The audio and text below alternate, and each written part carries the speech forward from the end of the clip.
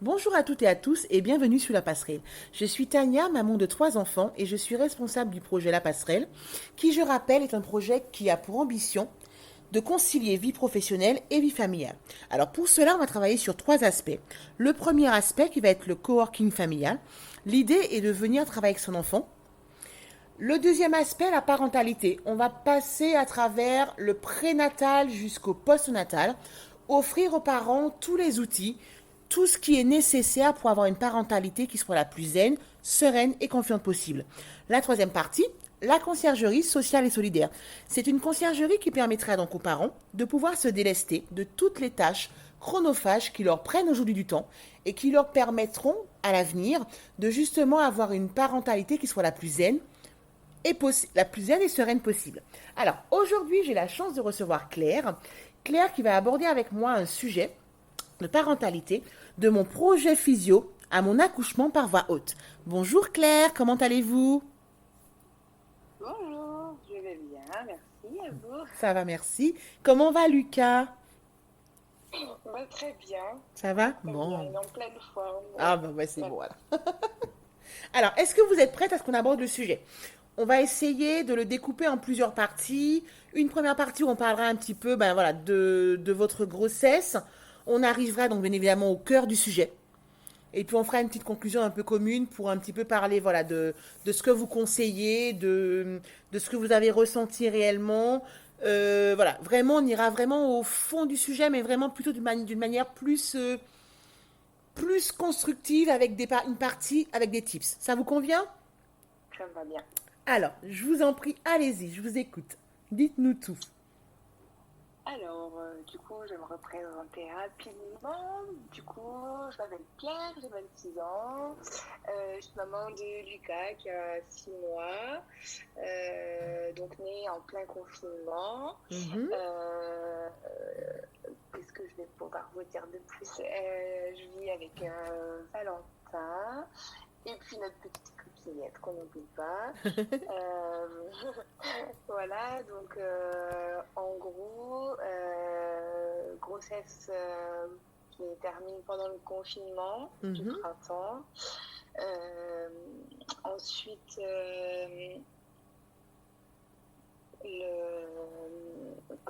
le terme était prévu le 27 avril Oui. et j'ai accouché à J+6 D'accord. Ah oui, vous avez été. pour le tableau en gros de la D'accord. grossesse. Ok. Alors, qu'est-ce qui s'est passé, voilà, justement, quand vous avez été à J+6? Comment ça s'est déroulé concrètement une fois que vous êtes rentré, justement, entre guillemets, à l'hôpital, quoi? Voilà, qu'est-ce qui s'est passé? Alors, en fait, ce qui se passe, c'est que du coup, une fois qu'on dépasse le terme, il y a des rendez-vous, en tout cas pour l'hôpital de Chalon, rendez-vous tous les 2 jours. Mhm. Voilà, rendez-vous le 29. On me dit si Lucas n'est toujours pas là, rendez-vous 2 jours plus tard, donc 1er mai. Je suis hospitalisée, du coup. Je quitte Valentin dans le couloir. Il y a à peine 10 minutes qu'on est arrivé. On m'a dit désolé monsieur, faut partir. Ouais. Euh, voilà. J'ai attendu 3 heures en salle d'attente toute seule. Mhm. Ensuite, bon, du coup, déclenchement. Déclenchement par tampon, ce qui s'appelle le PROPES, Ouais. qui en fait donc, une fois la pause, ils attendent au moins 12 heures pour D'accord. voir l'efficacité. Mhm. Donc, je savais voilà, qu'à partir de midi, j'étais partie Au moins 12 heures. au moins 12 heures. Ouais. D'accord. Euh, voilà, en gros, les contractions se déclenchent vers 21 heures le vendredi, le Mhm. 1er mai. Mhm. Donc, pour eux, d'après ce que les sages-femmes m'ont dit, c'était assez rapide. Donc voilà, parcours tranquille, bien que douloureux, puisqu'en fait, ça n'avançait pas très vite, mais Oui. c'était très douloureux. D'accord.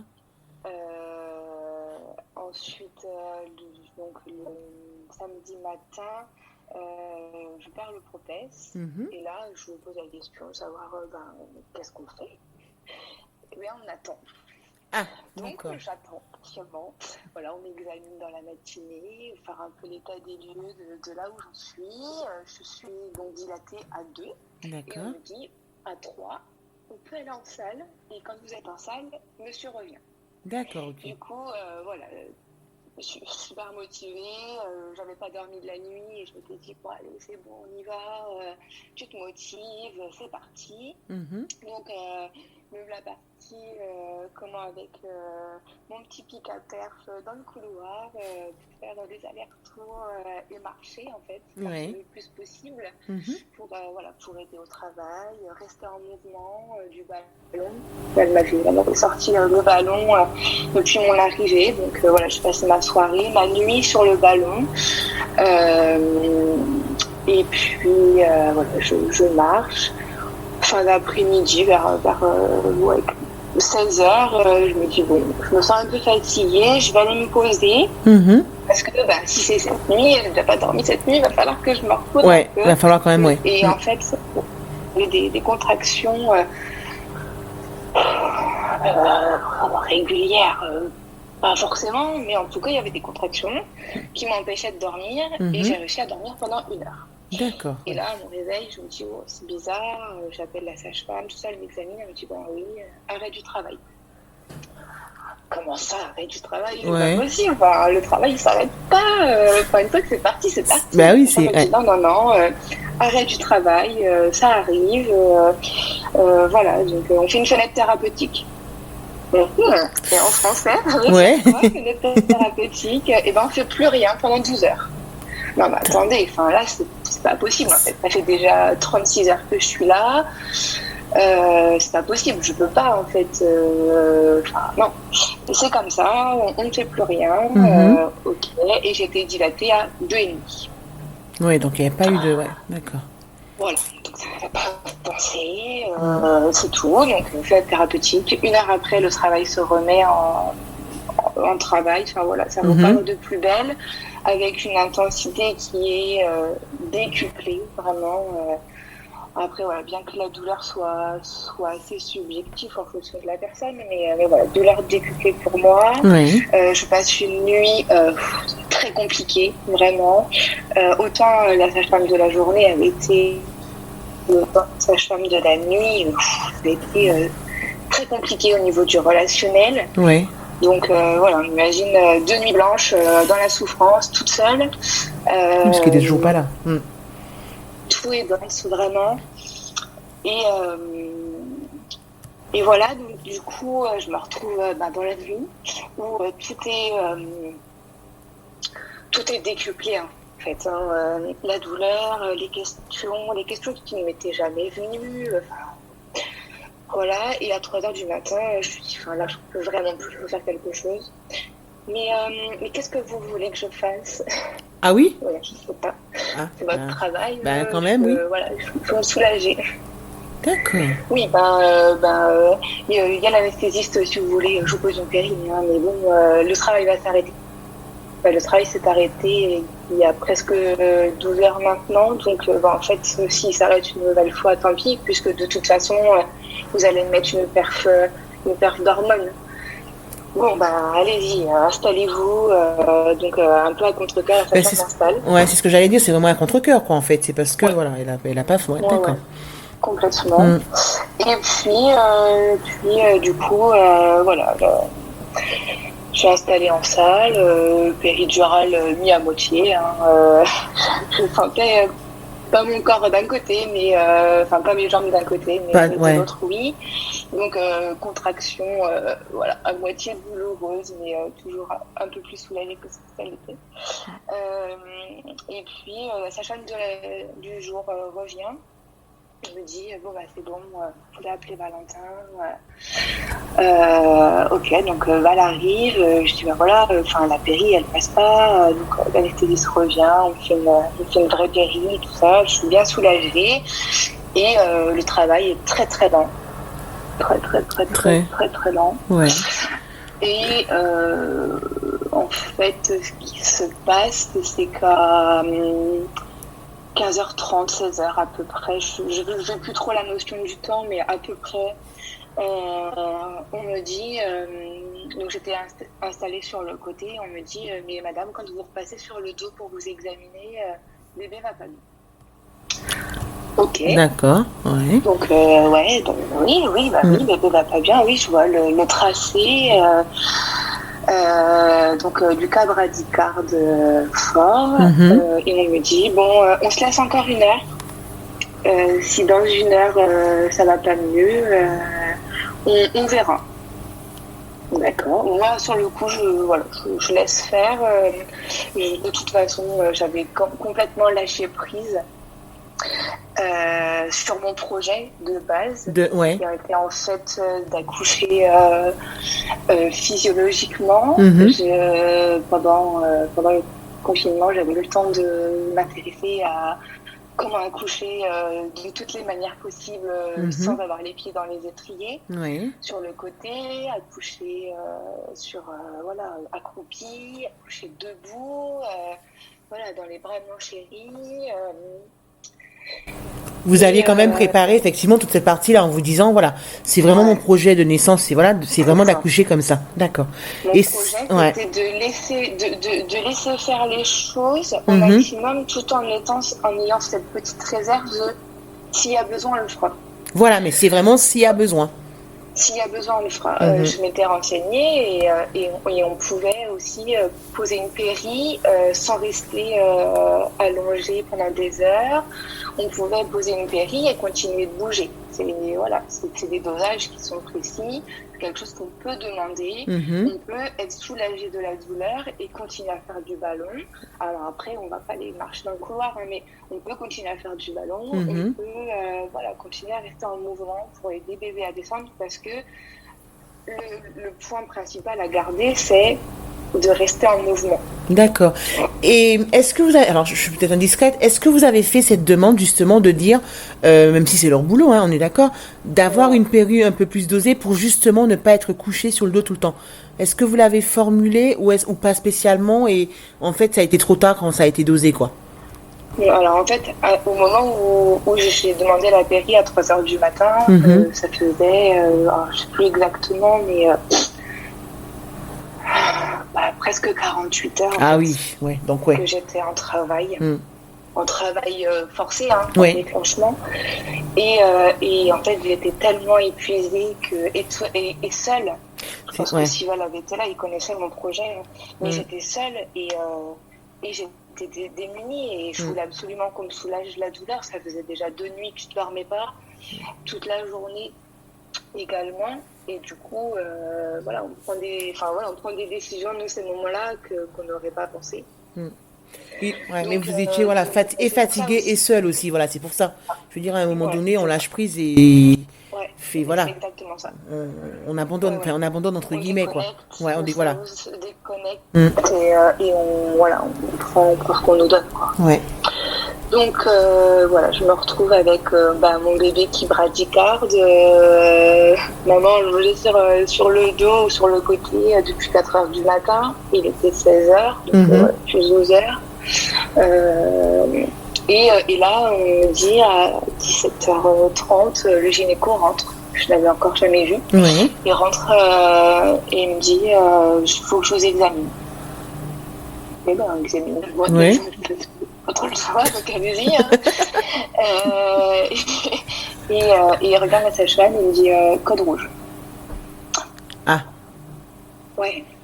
Donc code rouge, je sais ce que c'est. Oui, parce que vous êtes du. Code rouge, c'est urgence vitale. Urgence vitale pour bébé. Donc on prépare. En 4 minutes, je suis au bloc. Et en 15 minutes, Lucas est dans les bras de son papa. Voilà. Donc c'est compliqué là après. Sur le moment, en fait, sur le chemin du bloc, j'étais soulagée. J'étais soulagée de me dire que mon bébé elle allez-y. allait bien en fait. Oui. Parce que en fait, on allait l'aider à sortir, Mhm.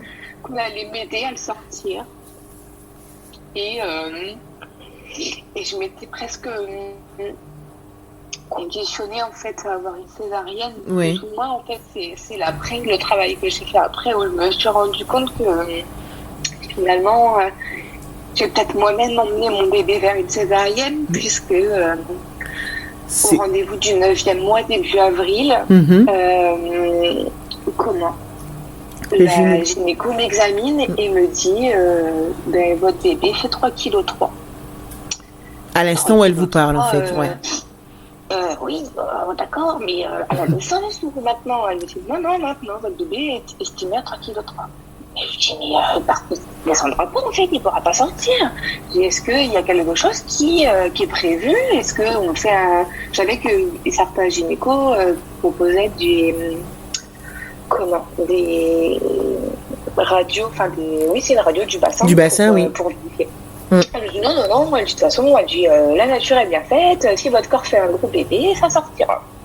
Comme ça. Mais j'étais quand même, malgré tout, restée sur cette idée de c'est quand même un gros bébé, quoi. Bon.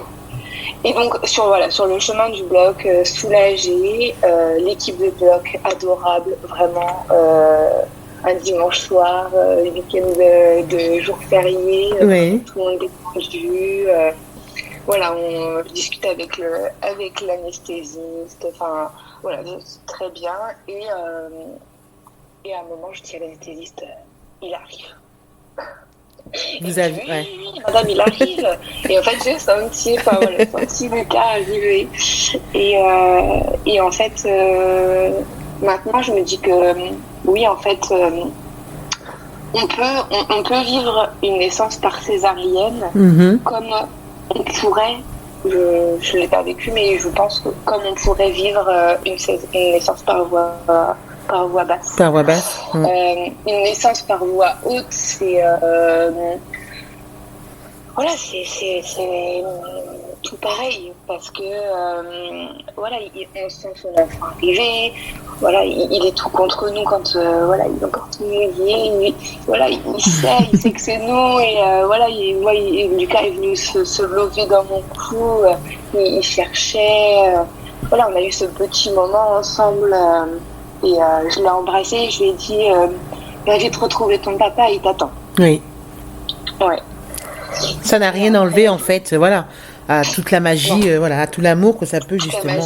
Toute la magie de la naissance, toute la magie de l'amour qu'on peut se porter pendant 9 mois. Et voilà, c'est vrai que c'était la naissance de Loulou. C'était magique. C'était, ouais. Bien que voilà, l'avant était compliqué à gérer. Le moment où on prononce le mot code rouge et où on me dit madame, on va vous faire une césarienne, le soulagement que ça a été, même si c'était pas prévu, vraiment un gros soulagement. Même si vous êtes dit, ben justement là, mon projet en physio, il est parti en éclat, je veux dire, chaque fois. À ce moment-là, je pense pas. D'accord. Vous pensez vraiment qu'à Lucas, je vais le rencontrer, il va aller bien et j'aurai mon bébé, quoi. Ouais. D'accord. Okay. Complètement. Et puis je vais bien. On va bien. Je suis en bonne santé. Mon fils est en bonne santé. Voilà, il n'y a aucun problème. Et je me disais, il va passer 2 heures en exclu avec son papa. Oui. Ça, c'était, en temps de confinement, je pense que c'est ce qui a joué aussi. Je me disais, alors attends, si j'ai une césarienne, il va pouvoir en profiter pendant 2 heures. Et ça va être trop bien, quoi. Bah oui, c'est... Et c'est ce qui s'est passé. Voilà, c'est le côté positif un petit peu de tout ça, quoi. D'accord. Ouais, okay. C'est ce qui s'est passé. Et vraiment, c'est chouette. Et du coup, je retrouve les garçons après 2 heures en salle de réveil. Et à ce moment-là, donc, la Lucas dans les bras, tout ça, tout s'est bien passé. Et en fait, on reste 10 minutes ensemble, à 3. En fait, on est en train de marcher installé pour que je puisse remonter dans la chambre. Dans la chambre, ouais. Ça dure 10 minutes top chrono. D'accord, ok. Voilà, et en fait, je quitte Valentin que je retrouverai 4 jours après. On va d'abord, avant juste de conclure, entre guillemets, j'avais quelques petites questions, Claire, notamment par rapport à ce que vous avez vécu. Quels conseils, quelles astuces, quels points sur lesquels il faudrait être vigilante, vous aimeriez en fait partager par rapport à ce vécu justement du fait que vous ayez eu un projet physio au départ et que finalement vous ayez accouché par voie haute. Voilà. Quels seraient vos petits conseils, voilà, et vos points de vigilance?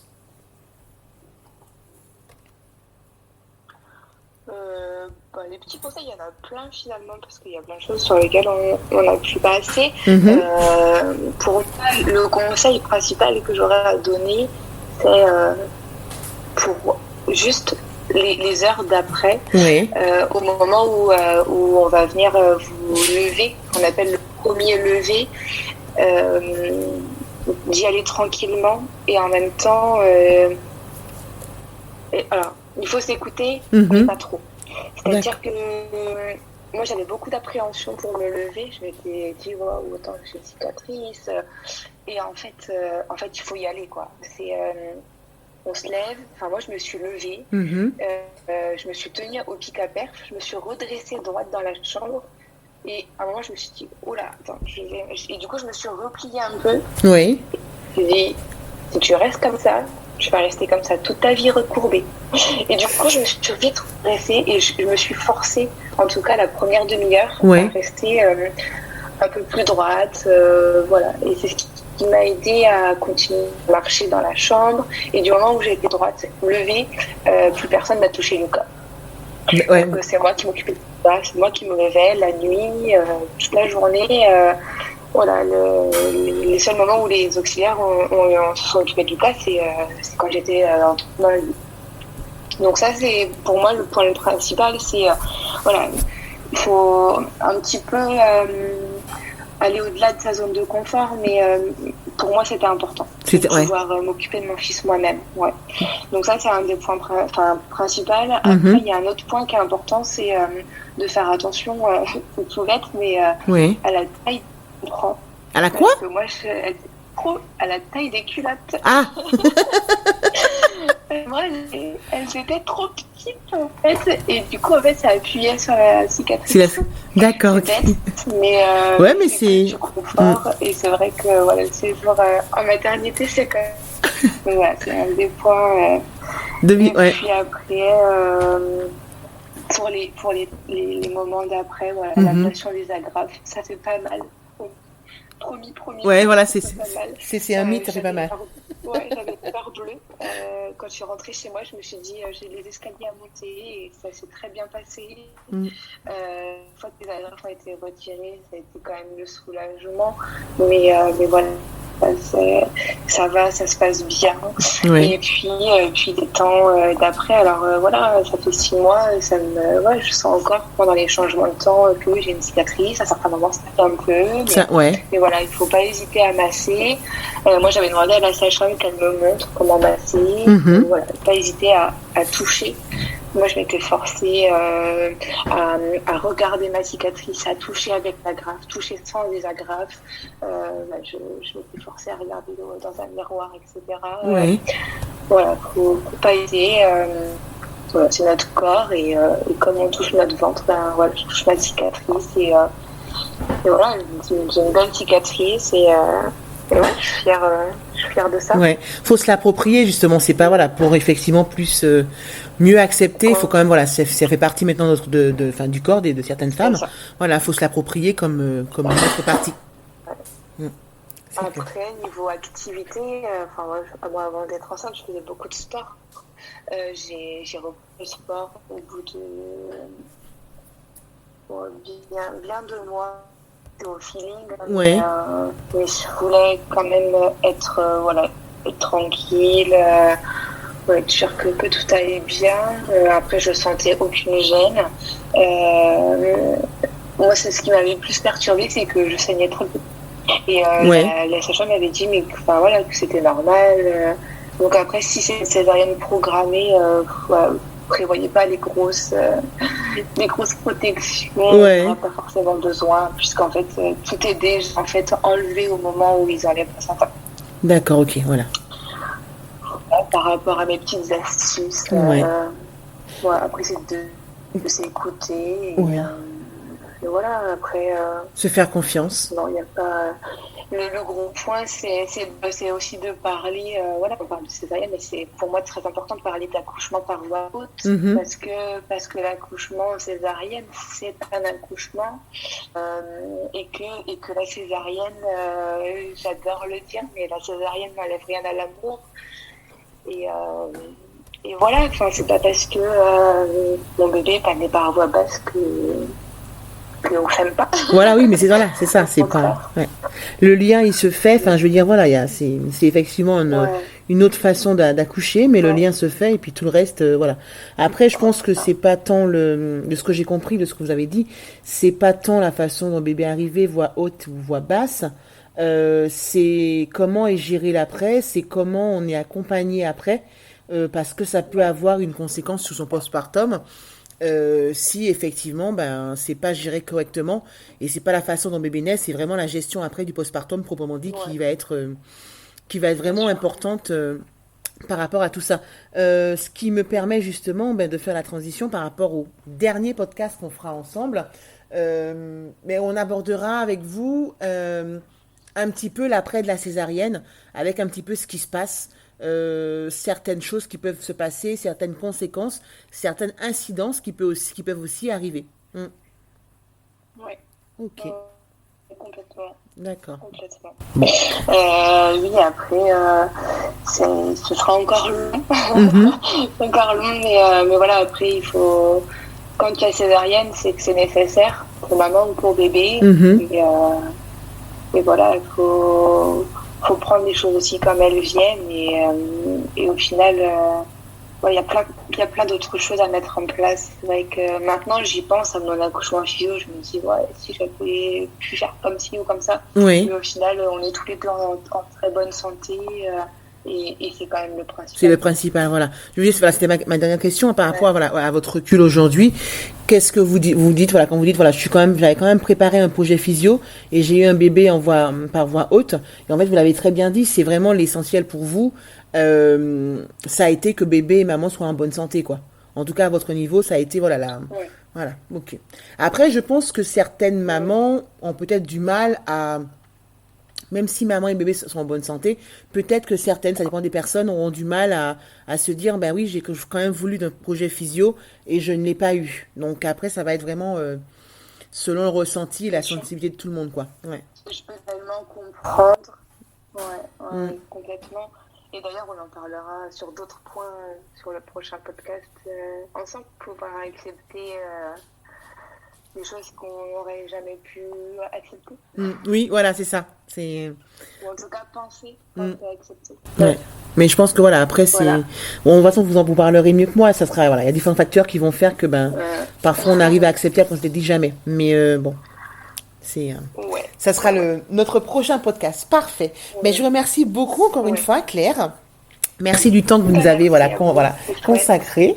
Et puis, voilà, je pense que Oui, comme d'habitude, on reviendra vers vous pour tout ce qui est les questions éventuelles qui vont arriver par la suite par rapport à ce podcast. Je vous ouais. souhaite une belle Merci pour soirée. le premier aussi qu'on Oh, a de fait rien. ensemble, pour les retours qui arrivent et Oui, puis oui. Ouais, ouais, j'avoue qu'on a eu, enfin, j'ai important vraiment d'en eu, ouais, parler. j'ai eu beaucoup de retours, donc je me suis permis de vous les transmettre parce que c'était important aussi. On fait le podcast ensemble, mais c'est quand même important d'avoir les retours de mes clientes, des personnes qui me Ouais, suivent. Et c'est vrai que ça fait chaud au cœur et on se dit, oui, il y a beaucoup de podcasts qui existent aujourd'hui, il y en aura jamais trop, je pense. Et il y a toujours quelqu'un qui s'identifie dans un podcast, donc c'est important de pouvoir un peu diffuser, partager, encore une fois en toute bienveillance, nos vécus et puis voilà, ce qu'on en a ressorti et puis comment on peut aider à notre tour d'autres personnes. oui. Parfait. Bon, mais passez une très très belle soirée en tout cas. Et je vous dis À à vous très aussi. bientôt. À bientôt. À bientôt Claire. Au revoir. Au revoir.